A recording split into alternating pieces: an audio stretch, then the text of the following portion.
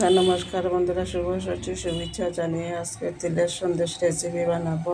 তাহলে সম্পূর্ণ ভিডিওটা দেখবেন, পাশে থাকবেন। সন্দেশ বানানোর জন্য 1 বাটি তেল, 1 বাটি চিনি আর 10 টাকা দামের 2 প্যাকেট গুঁড়া দুধ নিয়েছি। হালকা আছে তেলটা ভেজে নিব। তেলটা ভেজে নিয়েছি। পরিমাণ মতো জল দিয়ে দুধটা দিয়ে দিলাম।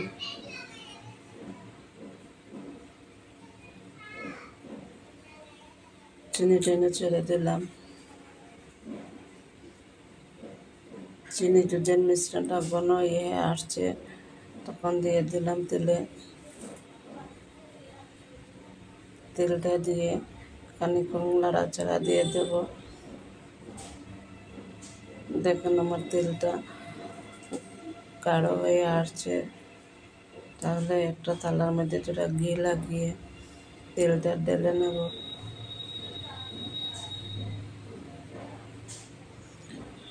তেলটা ঢেলে দিলাম। কিছুক্ষণের মধ্যে রেখে দিলাম। তেলটা ঠান্ডা হয়ে আসলে পরে সন্দেশটা বানিয়ে নেব। সম্পূর্ণ ভিডিওটা দেখবেন, পাশে থাকবেন। খুব সুন্দর একটা রেসিপি।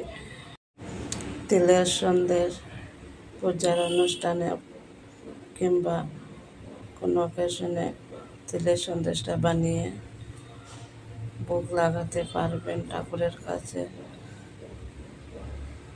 সেটা সন্দেশের চাষ নিয়ে কুসুম গরম থাকতে থাকতে তেলটা বসাইয়ে সন্দেশটা উঠাইয়ে নিলাম। একটা চেরিও বসাইয়ে দিলাম।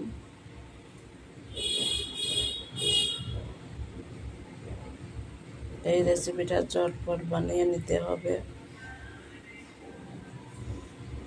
ঠান্ডা হয়ে আসলে পরে তেলটা চিনিয়ে তেলে বসে যাবে, বাতাসা হয়ে যাবে, সন্দেশ আর হবে না।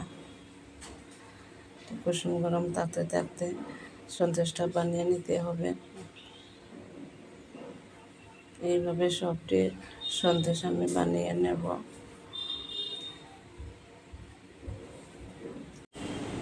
একটু ঠান্ডা হয়ে আসছে, তেলটাও শেষ হয়ে গেছে, তার জন্য আমার রেসিপিগুলো সবগুলো বানানো হয়েছে। সম্পূর্ণ সন্দেশ বানানো হয়ে গিয়েছে। ঠান্ডা হলে পরে শক্ত হবে।